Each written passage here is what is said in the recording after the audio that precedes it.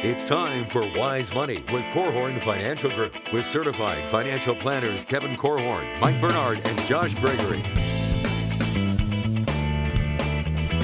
Welcome to another episode of the Wise Money Show with Korhorn Financial Group, where every week we're helping you take your next wise step in your financial life. Thanks for being here, friends. My name is Mike Bernard. I'm your host. I'm also one of the certified financial planners on the program. With me in the KFG studios, Kevin Korhorn and special guest Ben Chambers. So do you have a goal of helping either your kids or your grandkids with their college education? And this can be one of life's biggest financial goals. So we're going to share the steps you need to take to help plan for college, as well as the challenges you're going to need to overcome along the way. That and more on today's show. You just say big and hairy, I think, the college goal. Big and hairy? Yes. Yes. Yeah, it's complicated. We're going to talk about those challenges today, as well as the steps. If you have a goal of helping with, most people think college planning, I got to pay for all of it. No, that's not always the goal. Just know that. We're going to help you with those steps and help you with those challenges to overcome. If you have a question for the program, we'd love to hear from you. If you have any needs, we're here for you as well. Give us a call or send us a text, 574-222-2000. That's 574-222-2000 online. WiseMoneyShow.com is where you can reach out to us, learn more about the show, learn more about the firm as well, and then all over social media, wherever you're at. We are there as well. Search the Wise Money Show. Ben, where did you go to school? The Harvard of the Midwest. Whoa. Oh, Central Michigan? Spring Arbor University. Where is Spring Arbor? It is in Michigan. It's right outside of Jackson. Okay, here's how we know Ben is not a true Michigander. Even though we're on the radio, he didn't lift up his hand to show us where it was. Kevin, we know where you went. Yeah, I did. I went to Central Michigan University. It's like high school grades 13 through 17. So just an extension of the high school program. Yeah. It was great. And I was just an hour south of that, although I played a little college hockey out in Rochester, New York, right outside of Rochester, State University of New York, College at Geneseo, if you're familiar with the SUNY system. And after an injury, headed over to Michigan State. And college is different. I don't know. I've got my oldest thinking about where she'd like to go, and it's either somewhere in Florida or it's IU or Purdue, and it probably won't be any of those places. But Kevin, your kids, did they all took a different path with college? Not really exactly what you were thinking or whatever. It was just a little different, right? Yeah, they all did. Joshua, my oldest, spent 3 years in the Army and then went to Notre Dame, and he graduates in just a couple of weeks. Yeah. That was a surprise because that wasn't where he was planning on going before he went into the Army, but he called me from Iraq one night. He would call in the middle of the night because our time zones were different, and he was saying, Dad, there's one place that I really want to go to college. And I knew what the answer was, and I said, well, where's that? And he said, Notre Dame. And I said, well, give it a shot. And he's like, I don't know. And he had a different plan altogether. Yeah. But growing up in the South Bend area, most kids dream the Notre Dame dream. Yeah. And then Caleb went to a real school. Just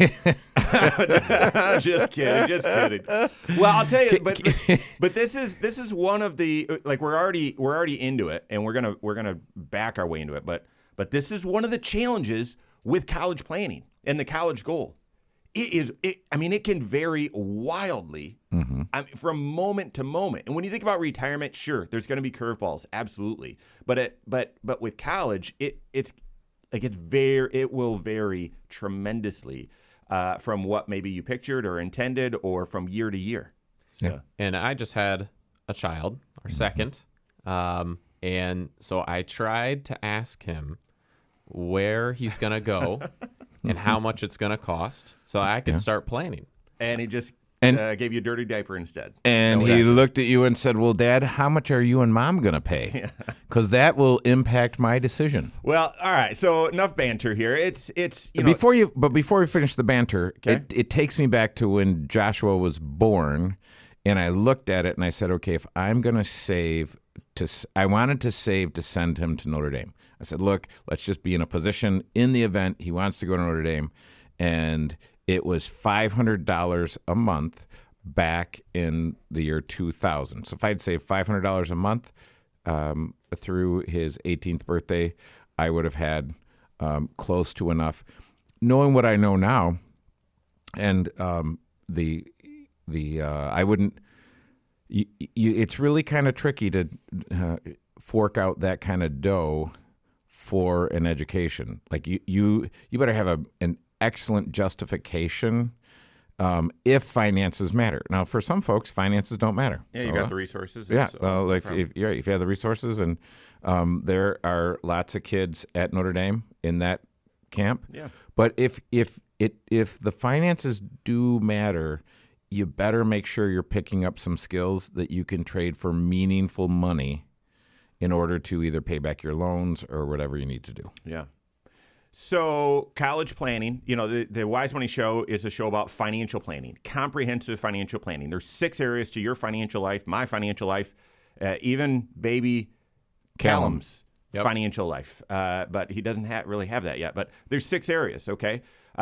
Present financial position, cash flow, net worth, where you stand today financially. Often that includes, well, what are your goals? Where are you going? Protection planning, managing life's biggest financial risks. Tax planning is the 3rd. That's different than tax preparation. It's the planning, the creative work. 4th area is investment planning. What do you have? What's the right strategy, the right structure for you, risk tolerance, that sort of thing.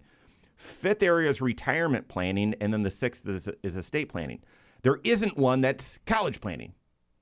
However, we often align college planning within that 5th area of retirement planning because you get to pick one.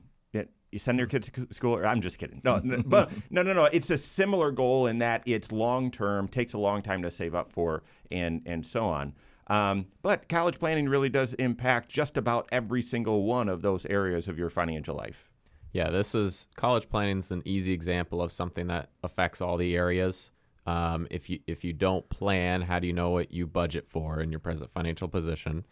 If you don't have your retirement plan idea set, then how do you know what you're sacrificing if you can't quantify that? Yeah. And then tax planning. Obviously, there's tax credits involved and other tax advantaged accounts you might use. So it affects everything. Well, but even like one of the accounts, 529 plan, that has estate planning ramifications. When you think about even life insurance, one of life's biggest risks that you face, and maybe you transfer it using life insurance, trying to figure out how much life insurance you need, you're often thinking, all right, well, if I pass away before the kids are in college, do we pre-fund? How much money should we have set aside for their college education? So, and then how do you invest those dollars? We're going to talk about some of the challenges with saving up for college, and investing appropriately and prudently for the college goal is difficult and requires typically a little bit different strategy than you would for your normal investment. So touches all 6. Yeah, and the difference really between education planning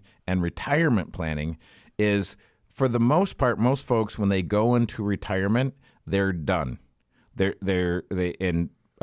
is where, when the market goes down and folks call and say, hey, listen, I'm not going back to work. So are there any adjustments that we need to make? Well, that's not true when you're doing education planning. And the question, to me, the ultimate question is, what am I willing to sacrifice when my kids are going through college? And am I willing to take my retirement that's on ice at 60 and make it a retirement that's on ice at 67 to fully fund my kids' education? Yeah, right. I thought you were going a little bit somewhere different, and we're gonna talk about the goal and the steps of the goal. But I thought you were gonna say, well, if you are if retiring is a goal, and you're saving up, saying I want to retire at 62, and you get to 62 and you say I'm not quite ready. Assuming that you still have your health and everything else, you can delay that until 65. I don't know if it's ever worked.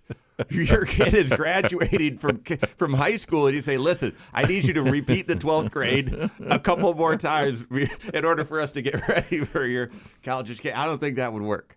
So the college goal is different.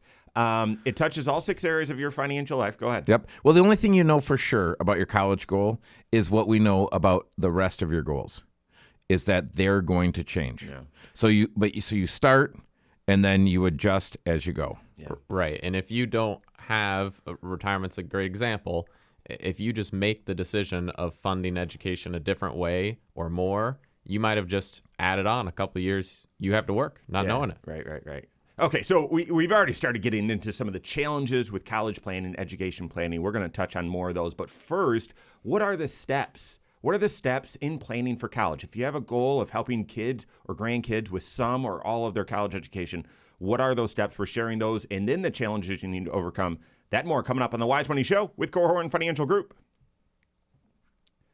Hello, YouTube. Thanks for being here. This is the Wise Money Show. What you're watching right now is our weekly 1-hour talk show that airs right here on this channel, 10 a.m. Eastern Time every Saturday morning. Also on podcast at the same time, but also on a couple local radio stations as well, which is why we've got breaks and segments, and it's long form and all that. But we've got Next Wise Step videos, a whole bunch of content that airs all the time, every single business day on this YouTube channel, made directly for you. So make sure you hit that subscribe button, turn on notifications so you're aware every time we drop new content. If you like the content, leave comments and share it and all that fun stuff as well. Appreciate it. All right. Well, that was different, but good. Good banter. No coffee spitting. But No, not happening. So, okay, so my question is, if I want to, because when you think about this, as we're going around the circle and saying present financial position, how does it fit in the cosmic Jenga game or the Rubik's Cube? How much do I have to even allocate towards an education goal? And will that do it? And it's tricky because likely when your children are born, you're not making what you'll be making when they're going to college. And so how what kind of offset or what kind of accommodation do you make for that? Can we park? I mean, you might be able to insert some of that when we talk about the steps of this planning. But I would also maybe insert that in the meat of the show, which is the challenges. Yeah. Because my rebuttal to that is, well, it's true for retirement. It's even more true for retirement. You have to save up a certain amount for retirement, but your first job, you're going to be making, a considerably, a different amount than your last job. Mm-hmm. But how do we solve that with retirement? Percentage. We'll just save a percentage. No one has ever really said you should save a percentage for college. And so there again, it just makes this goal more difficult to plan for. And it goes back to what Ben said. You need to build the plan. You need to build the, or you started going there, but because if your income varies, but you're saving a percentage, then that accounts for it. But your income really has no relation to whether you're going to Notre Dame or. But yeah, I mean, I think the gold here is the big distinction between education and retirement is if I need to go another couple of years for retirement, I can. I can't tell my kids, hey, just stay at home for the next 2 years and get a job, but we'll be ready in 2 years, and then you can go to college. Yeah, I would almost emphasize what you just said. Retirement. Typically, the more I make, the more I should be saving. But there's no correlation for that in college. Yeah. And how much, if you're going to use debt, how much is, like a mortgage, how much can I do? Oh, dude, you got to park that in the challenges. Like, make sure, because I didn't list that one. But right, the amount of debt that you can take on for college. Mm-hmm. Is detached from the amount of income that you earn. Mm-hmm. It's detached from the potential ROI. Mm-hmm. Like it is just completely made up. Mm-hmm. And that also creates some challenges with this goal. So, all right. But we're going to talk about this. My guess is this second segment, is just talking about the 4 steps of the planning process. Okay. And then we'll get into all these challenges. So. All right, here we go. Second segment.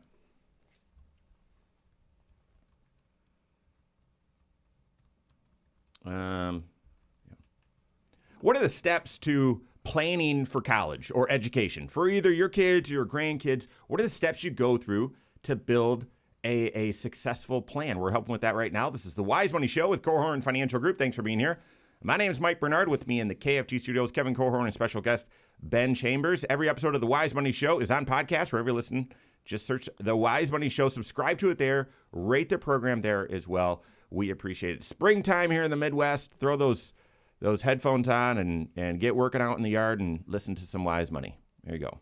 Talking about college planning and how, well, we're getting to how this goal, it's typically one of the biggest that a lot of families pursue, whether for kids or grandkids, but it is very different than and somewhat unconventional in the approach compared to other financial goals. We're getting there in just a minute, but let's first talk about the goal planning process for college. When it's retirement, you guys know there's 5 factors to your retirement. There's a very clear thorough approach to planning for college. They're 5 interrelated factors. They're all interrelated. You make a decision on one, it's going to impact the others. And you need a guide, you need a Sherpa, you need a certified financial planner that's going to help you with those, stress test them, and help you work through it. It's a little bit different with college, okay? Step 1 in the college goal planning process is you've got to identify what the goal is. You've got to be clear on what the goal is. And this is also one of the challenges, but you need to set that goal early. And so, Ben, you and your wife just had your second child. Kevin has said this before, and if he hasn't said it to you, I'll say it to you right now. You're never more motivated to save for that child's education than right now, the time they're born. You're looking at them, and they can't talk. All they can do is poop and cry, and you're looking and saying, "Oh, I would do anything for you. I would sacrifice anything for you."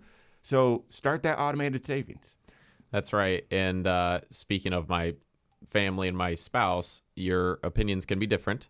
Mm-hmm. And so I do know if I suddenly went home today and I said, "Hey, honey, we're going to pay for 100% of both our kids' colleges, no matter where they go," I might get a strange look. Okay.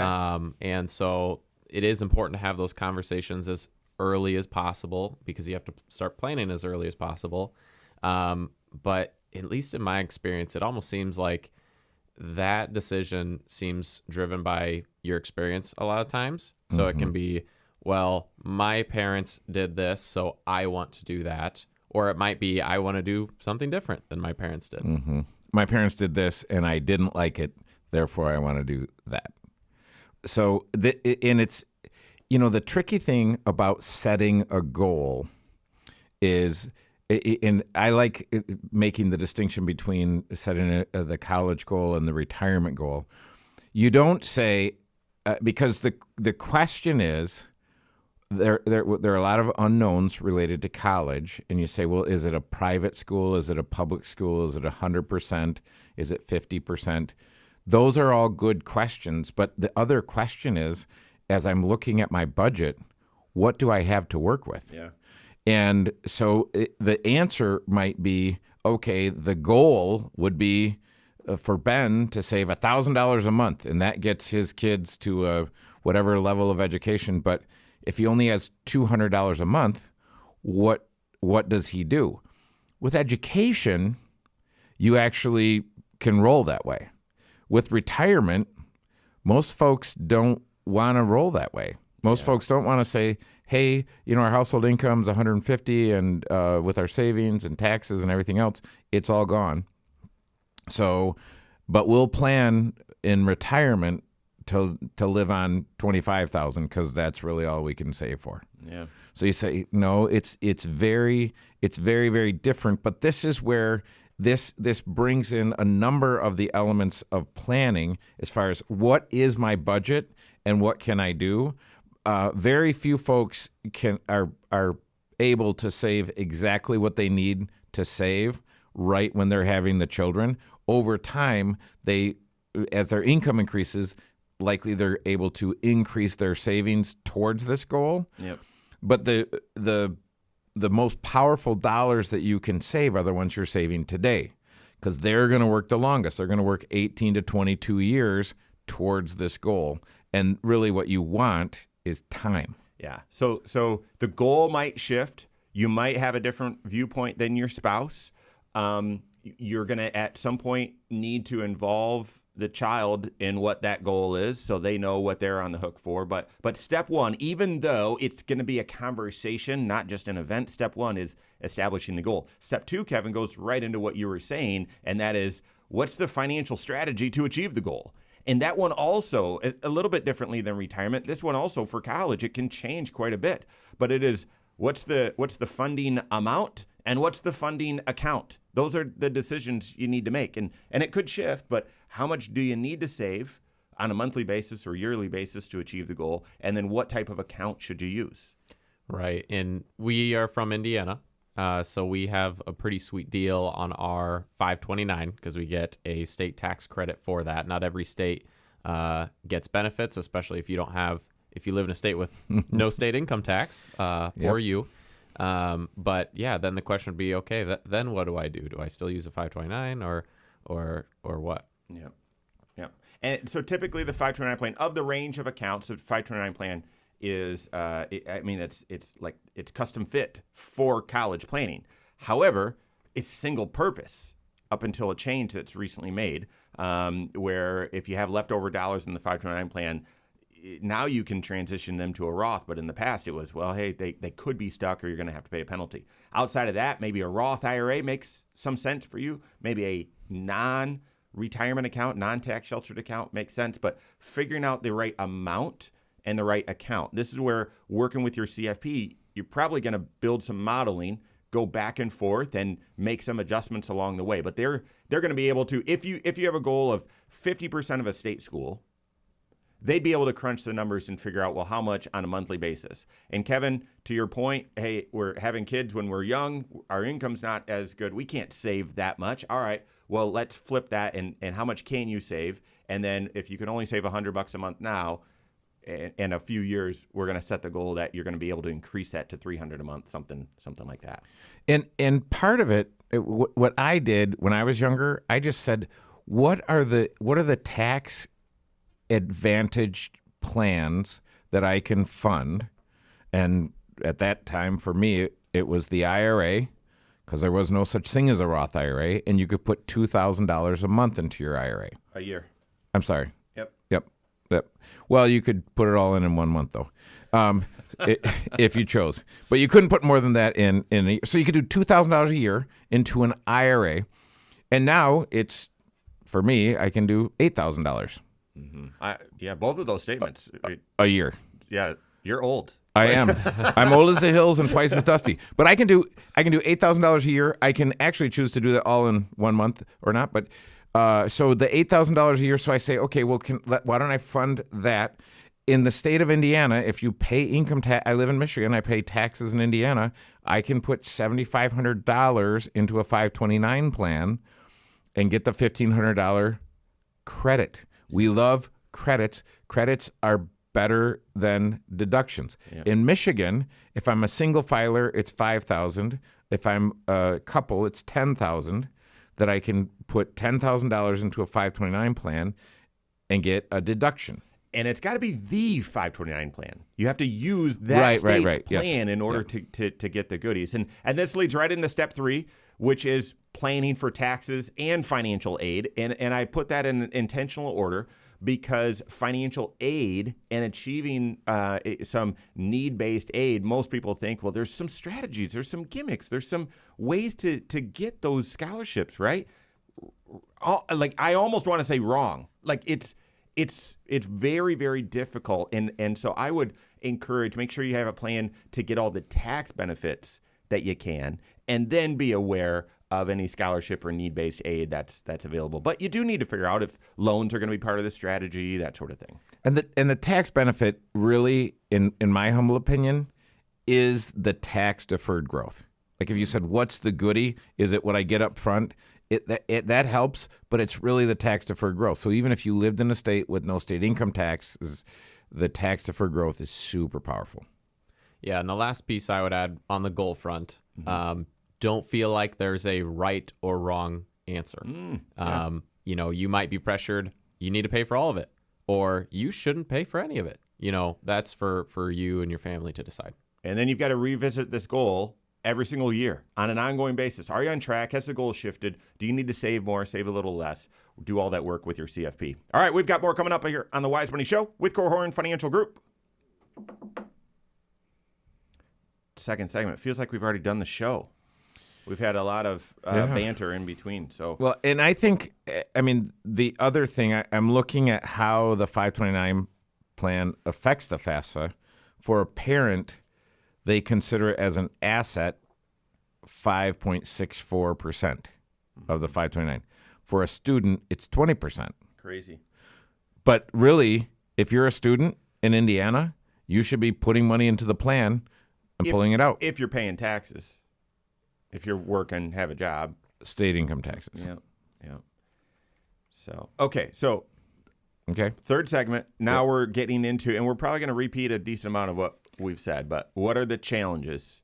Why is college planning different and unique? Wait, What so the are we challenges? doing step 3 or are we doing step 4? I quickly tucked them in there because we were taking a long time. Okay. So, So tell me, so where were we? we are talking about the reasons why college planning is unique, Okay. which that is the purpose of the show. We've already been tucking a lot of that in, but now here's where we're going to hit it directly. So, all right, here we go. If you have a goal, an intention of helping some of the kids or grandkids with their college education, financially, you need to have a strategy. You need to have a plan. And yet that plan is different. There's some challenges with achieving this goal. We're talking through those challenges so you can overcome them with your CFP. That's where we're hitting right now. This is the Wise Money Show with Korhorn Financial Group. Thanks for being here. My name is Mike Bernard. With me in the KFG studios, Kevin Korhorn and special guest Ben Chambers. Every episode of the Wise Money Show, as well as a lot of other content, is on the Wise Money YouTube channel. Make sure you check that out. Go to YouTube, search the Wise Money Show, subscribe to it there, follow us there. I think 1,500 videos or more, millions and millions of views and all that sort of stuff. So go to YouTube, search the Wise Money Show, subscribe to it there. Share the program, rate the program, or give us that thumbs up, all that sort of stuff. All righty, we're talking about college planning and the goal. We just went through very quickly the planning process for college. Set a goal, come up with the funding strategy, the right amount, the right account, figure out tax planning strategies as well as financial aid, and then revisit and review the goal annually to adjust, make changes. But we've been talking, and really the topic of the entire show is from a financial planning perspective, achieving the goal for college is different than your other financial goals. It has some unique challenges that you need to overcome. And just want to talk through those right now. And I'll share one right off the bat because it aligns with this, with the goal process. Oftentimes, if you have a goal for retirement of, say, retiring at 62, you might delay it a little bit, but you've got a picture, it's clear. And yes, there's going to be changes, but it's not going to, there's going to be changes, let's say that. With college, you have to begin saving for the goal before you know what the goal is. Mm-hmm. And things could change wildly along the way. So, Ben, I know you were joking a little bit, saying, you know, what you asked your brand new baby boy about his college intentions, but you have to start saving now before you have any idea whether this little dude is going to be a Notre Dame fan or a Michigan fan or an IUSB fan or whatever. You have no idea. But if you wait until you have that clarity, it's way too late. So you have to start saving for a moving target. That requires a great vision, great, being proactive. It's different. It's a different goal. Now, the problem with saving for a moving target, and I was just talking with a friend about this, and we were talking about beekeeping. And she said, I don't like to do the bees because I don't have the confidence. And she's kept bees. She's on the team here at KFG. And the hard thing is to get your bees to live throughout the winter. And there are so many variables that go into whether or not your bees live throughout the winter that a number of people over time just kind of tap out and say, I'm not even going to try because I don't know enough and I don't think I can get it right. And there's a great parallel to how people treat their finances is you say, well, wait a minute. Not only do I have a moving goal, but I have maybe a moving income. Maybe my wife and I were both working, and then after we had children, she's staying at home with the children. So my income has changed. So if my income changed, what should my goal be? And then I start to observe some things with my children. And in the 3 and 4 range, you think, nope, none of these little rascals are college bound. Let's just keep them out of prison. So you just over time, things change, and you figure out these different things, and it's hard to have it requires a powerful vision. In my humble opinion, it requires an external stimulus.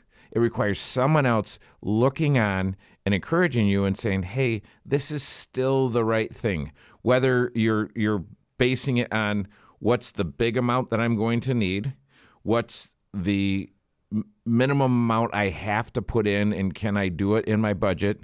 What are the what volumes can go in what different savings buckets? So there's all kinds of different approaches, and this is where and the truth is, and I never ever look down on someone for their financial literacy.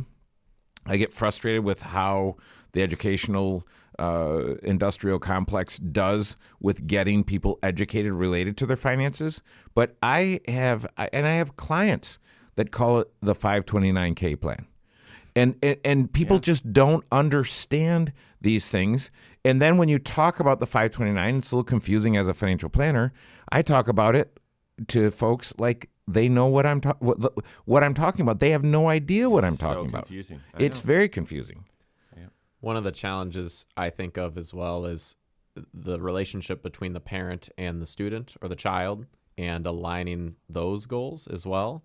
I think of how common it is to go to college and you might just not know what you want to study, and maybe you're undeclared or something like that. And what might happen is you go a couple years and suddenly you are changing majors and you are tacking on another year of school or another couple of years of school, and that's not a cheap change. I mean, that's another change with retirement. It's not your choice to say, well, we're going to tack a couple more years on to retirement here at the end. Turns out we want to retire a little bit longer than what we planned, so we're going to tack a few years on at the end, and that can. That's what happened with me with the injury. I ended up doing 5 years in school. I basically lost a year from the injury and what transferred from a tiny school to a ginormous school. So you have to start saving a certain amount, a precise amount for an imprecise goal. You don't know. Your CFP can help you. Can help guide you through, well, we don't really know. We're not really in alignment. I want to pay for all of it. Spouse wants to only pay for half or wants child to have skin in the game. Okay, well, why don't you start saving $150 a month? Or I think in your budget, blah, blah, blah. So they can help you save for that imprecise goal. You talk about the moving target. That's one of the other challenges. And I know we've sort of talked on them, but one of the most glaring examples is a friend. I know he's listening, friend of friend of ours. One of his kids had a full ride to a certain school, but he had this love to go to a different school where there was no scholarship given. And right up, this is tearing this kid apart. And such a great kid, super bright and great heart and character. And went all the way to the deadline and said, "Yeah, I'm going the full ride." And as they tell the story, he woke up the next day after the deadline was done and doing breakfast with the family. And mom looks over and is like, "What's wrong?" And he's like, "I think I made the wrong choice." And so the day after shifts and says, "No, I'm giving up the free ride and I'm going to a very expensive school and we'll go there for 4 years." Can you imagine that? The financial turmoil that goes through if put yourself in those shoes. So it's a moving target. And like you said, you could switch majors, you could switch schools, you could transfer, you could extend, you could graduate in 3 years. It's hard. This is a very hard goal to plan for. Well, and that exact same situation almost was I experienced with one of my oldest son Joshua's friends. and he got into IU, and he was excited about that. And then he got into Notre Dame, and he asked me, not his parents, what I thought he should do. And I said, well, it's not. I wouldn't even hesitate. I just go to Notre Dame. And he thought about it. He prayed about it. It was a difficult decision, but he decided that. And periodically, his parents will remind me of Send you the tuition.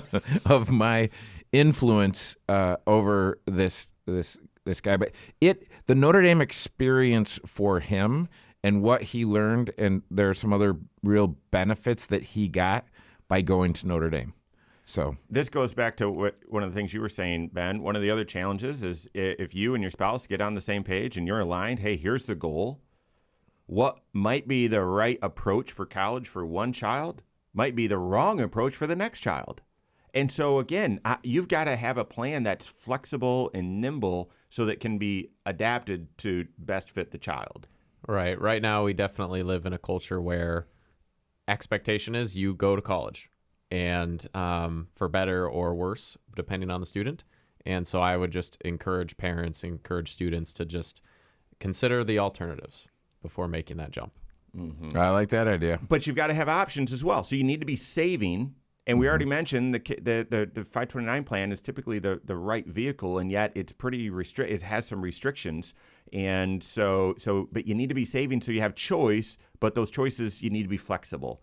So how do you accomplish all that? We're going to share some of the more of the challenges as well as some of the changes. That and more coming up on the Wise Money Show with Korhorn Financial Group. Yeah, I mean, the versatility and the flexibility of the 529 is pretty amazing because my kids at 7th grade went to a private school, and it wasn't for several years into that before you could actually use the 529 plan for K through 12. Yeah. And so all of a sudden I had this college money, and I started using it for their high school experience. And then you get to college, and Caleb had a scholarship to Michigan, and Josh basically had a full ride scholarship to Notre Dame. Yeah. And so now all of a sudden the money that was set aside that I needed, and I would have had to make up some sort of shortfall, but now there was a surplus. And Grace, when she went to massage therapy school, we were able to use the 529 plan for that. Is that why on the side of your tractor you wrote 529 on it? College savings?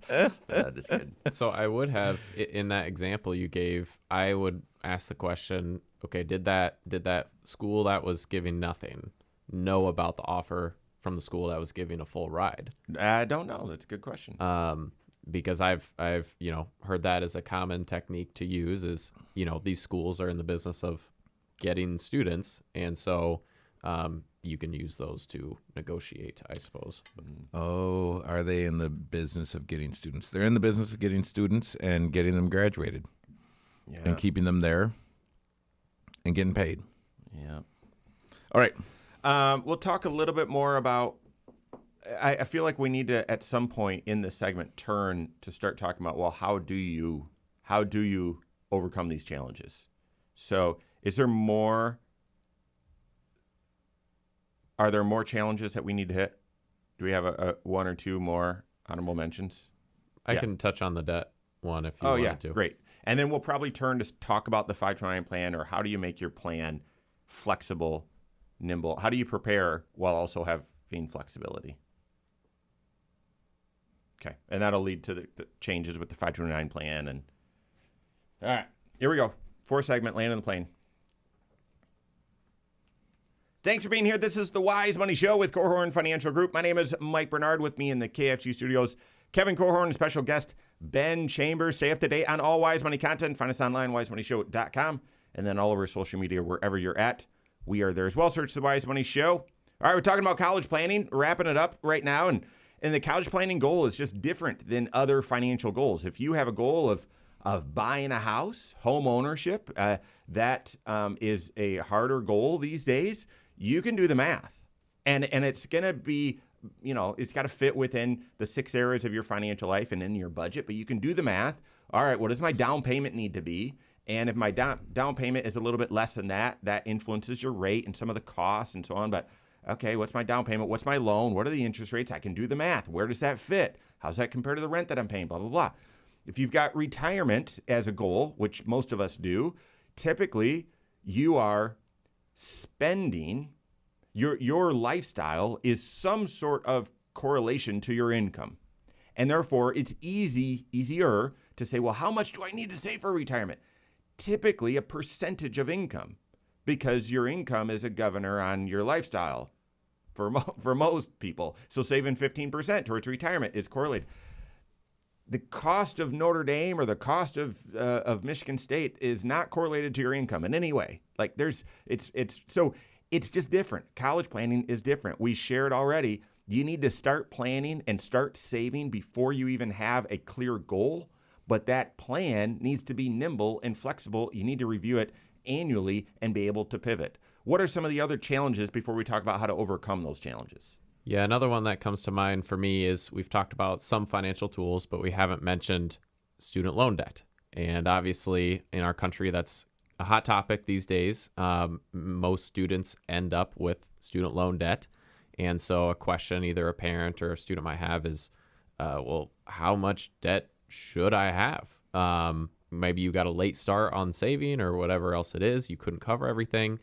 I have some different thoughts. I know of a rule of thumb, and I know we don't always prescribe to rules of thumb, but one I've heard is don't have the debt you're graduating with be more than your expected first year's salary is one that I've heard before. But what are your guys' thoughts? Well, I personally don't like rules of thumb, because as a rule of thumb, they're not right. And so when you look at that, I say have a strategy to minimize the debt. Part of a leader's job is to define reality. What's the reality? And the reality might be, hey, I can't send my kids to that school that everyone else is sending their kids to. So be it. I mean, here, hot off the presses. I mean, we are on Trio de Mayo today, right? And what's happening on Cinco de Mayo besides taco time? On May 5th, the Department of Education announced that it will finally restart collections on defaulted student loans beginning May 5th, 2025, following a 5-year pause that began during the COVID-19 pandemic.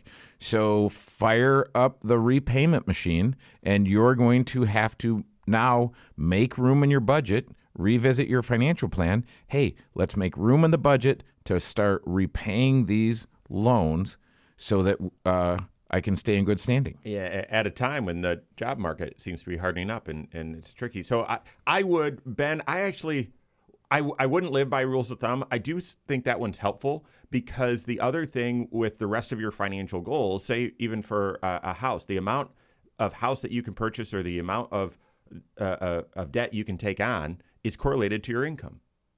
That's really not the way with education. It doesn't really matter what you earn or your situation or what your degree is, you're going to get the loan. And therefore, it feels like you do need to have some sort of exterior, like other boundaries. Well, how much debt should I take on? I would, before taking on any debt, I would have the student go through a mental exercise. What would I need to do to graduate with no debt? Just run those miles. I did, and this was 20 years ago. So dinosaurs were walking around. It's like different. It was very different. But what the answer was well, I had to go to a different school after I transferred. Had to go to a different school than where my heart was set. Okay, I can live with that. I had to work wildly hard in the summer, and by wildly hard, it was in the restaurant industry where I closed and opened. Most days. I pretty much ran the place. And why?